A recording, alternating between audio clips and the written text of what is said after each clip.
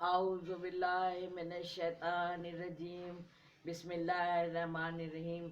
अज़ीज़ान मोहतरम, सलामुन अलैकुम।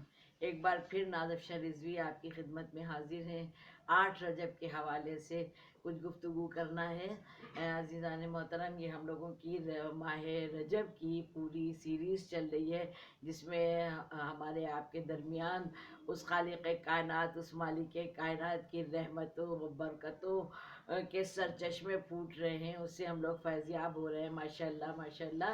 आज 8 रजब के हवाले से कि मिलता है रवायत में कि नबी पाक सल्लल्लाहु अलैहि वसल्लम के साथ सोबान कब्रिस्तान में दाखिल हुए तो देखा कि नबी पाक की आँखों से आंसू जारी थे, गिरिया कर रहे थे और शदीद गिरिया कर रहे थे।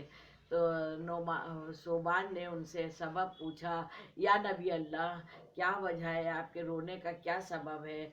तो कहा कि सोबान, क्या तुम्हें इनकी अहले कुबूर की आवाज़ें सुनाई नहीं दे रही हैं? क्या तुम्हें इनकी फरियाद सुनाई नहीं दे रही है? कहा कि हाँ नबी अल्लाह, मुझे नहीं सुनाई दे रही है।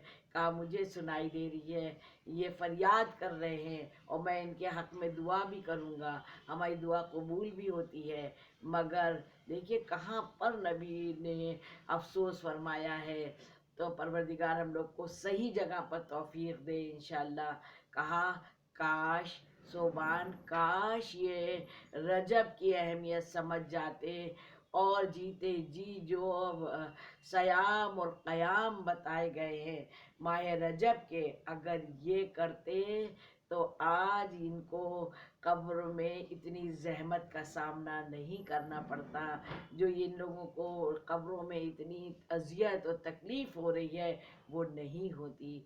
तो अज़ीज़ान मोहतरम, जो भी अस्कार हम लोगों को बताए गए हैं वो नायाब है, नायाब। लिल्लाह रजब की अहमियत समझिए, खुदा राह रजब की अहमियत समझिए, महफ़िलें करिए, मिलाद करिए, या एक साथ इकट्ठा होके बात करिए, तज़किरा करिए रजब की बात, रजब की एक एक तारीख में देखिए मुसलसल हर तारीख पर आपको उसकी उस तारीख की नमाज और उस रोज़े की फजीलत बयान करती चली आ रही हूँ। तो लिल्लाह तमाम, और बच्चों को भी दीजिए तरबियत, घर में तज़किरा करिए। और हमें मालूम है सवाब जारिया समझ के आप लोगों ने नाज़िफ शाह रिज़वी के नाम का चैनल सब्सक्राइब भी कर रखा है, लाइक और शेयर भी कर रहे हैं, और ये भी सवाब जारिया है। जैसे मैं बताती हूँ कि माह रजब के महीने में हर नेकी का अजीम सवाब है। तो 8 रजब के हवाले से मिलता है कि जो भी ये नमाज पढ़ेगा, आज की नमाज इस तरह से है, 20 रकात नमाज है, लेकिन जैसे मैं सारी नमाज़ों में बताती हूँ कि 2-2 रकात ही करके पढ़ना है। 20 रकात नमाज है और 2-2 रकात करके पढ़ना है। हर रकात एक जैसी ही होगी, इसीलिए मैं आगाज़ में ही कह दे रही थी ताकि कोई कन्फ्यूज़न ना रहे। हर रकात एक जैसी होगी। मैं पहली रकात में बाद अलहम के कुल औज़ु बिरब्बिल फलक और फिर कुल औज़ु बिरब्बिल नास, जो हम लोग नमाज शब में पढ़ते हैं, वही वाले दोनों सूरे, लेकिन 3-3 मरतबा, 3-3 मरतबा पढ़ना है। और सारी रकातें, पूरी 20 रकात नमाज को मुकम्मल करना है। जब पूरी नमाज मुकम्मल हो जाएगी उसके बाद दुआ करिएगा आप खुद भी।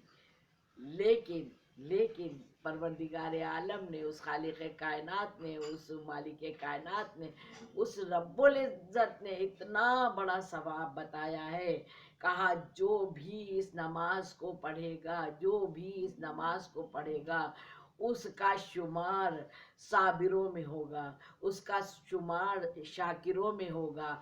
जो भी इस नमाज के दौरान एक एक अल्फाज की इतनी फजीलत होगी कि शाकिरों के साथ शहीदों में भी उसका शुमार किया जाएगा। और सिर्फ ऐसे नहीं, बल्कि जिसने रमज़ानुल मुबारक में पूरे पूरे कुरान मजीद की तिलावत करी हो, ऐसे लोगों का सवाब इनके नाम आमाल में लिखा जाएगा। اور پھر میں کہوں گی کہ وہ رحمت پروردگار ابھی نہیں رکی ہے. پھر آگے ارشاد ہوتا ہے کہ جب انسان قبر سے باہر آئے گا، خدا ہم لوگوں کی سب کو لمبی عمر ہو، سب کی صحتیں اچھی ہوں، لیکن موت برحق ہے. جب بھی انسان قبر سے باہر آئے گا تو اس کے پاس 70 فرشتے آئیں گے، اور 70 فرشتے آ کے اس کو جنت کی بشارت سنائیں گے.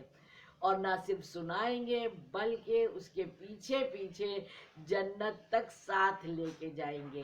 یہ اتنا بڑا ثواب، اتنا ثواب عظیم ہے ان نمازوں کا.